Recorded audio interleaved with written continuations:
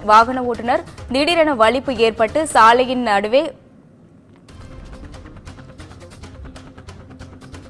நடுவே விபத்தை ஏற்படுத்தியுள்ளார். இது குறித்த கூடுதல் தகவல்களை நமது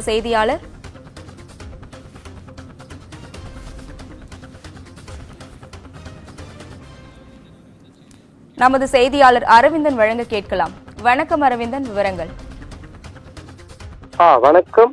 திருப்பத்தூர் மாவட்டம் வாணியம்பாடி அடுத்த செட்டியப்பூர் பகுதியில் உள்ள தனியார் பள்ளியில் இன்று மாலை பள்ளி முடிந்துவிட்டு 46 பள்ளி மாணவர்களை ஏற்றிக்கொண்டு பள்ளி பேருந்து ஓட்டுநர் ஜாவித் என்பவர் வாணியம்பாடி நோக்கி வந்து கொண்டிருந்த போது திடீரென வாணியம்பாடி அடுத்த புதூர் பகுதியில் உள்ள சென்னை பெங்களூர் தேசிய நெடுஞ்சாலையில் ஓட்டுநர் ஜாவித்திற்கு திடீரென வலிப்பு ஏற்பட்டுள்ளதால் கட்டுப்பாட்டை இழந்த பள்ளி வாகனம் சாலை நடுவே இருந்த தடுப்புச் சுவரின் மோதி விபத்துக்குள்ளானது.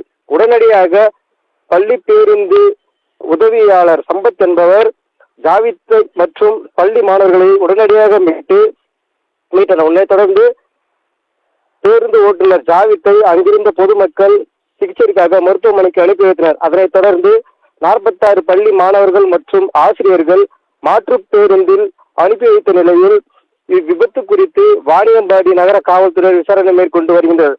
மேலும் இந்த விபத்து தொடர்பான சிசிடிவி காட்சிகள் தற்போது வெளியாகி பெரும் பரபரப்பை ஏற்படுத்தியுள்ளது. விவரங்களுக்கு நன்றி அரவிந்தன்.